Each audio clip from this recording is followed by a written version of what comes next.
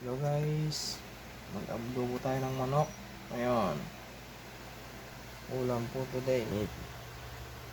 Mainit ang mantika.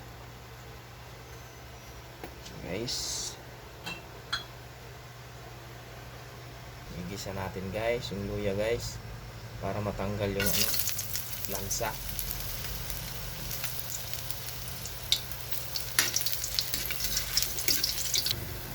Yung luya guys, sunod natin yung sibuyas,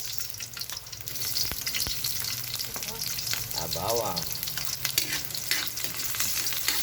Pag-brown natin ng konti guys.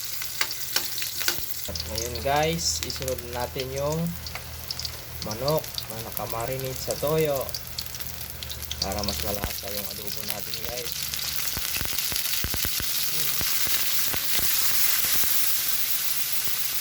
Gisa-gisa.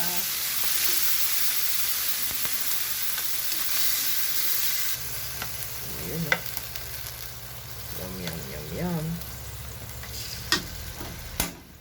Patuloy-tuloyin natin ng konti guys para masip-sip na yung mga nilagay natin sibuyas, bawang, tsaka luya para tanggal lansa. At yun guys, medyo tuyo na guys, nagisa na natin ng maayos. Ang ilalagay natin sa sabaw guys yung kung saan tayo nag-marinate kanina. Ito na guys, nilalagay natin sa sabaw para mas malasa. Yun.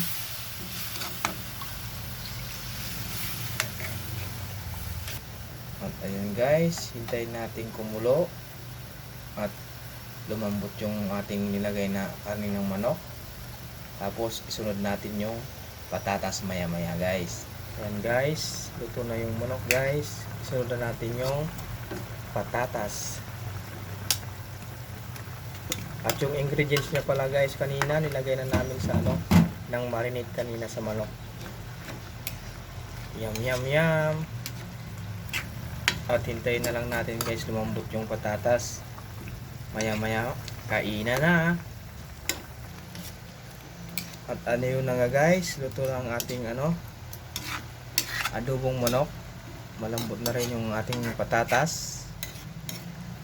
I-ready natin ang pananghalian guys. Tara na, kain na tayo guys. Salamat sa panonood. Huwag kalimutang mag-like, share, comment. Bye bye.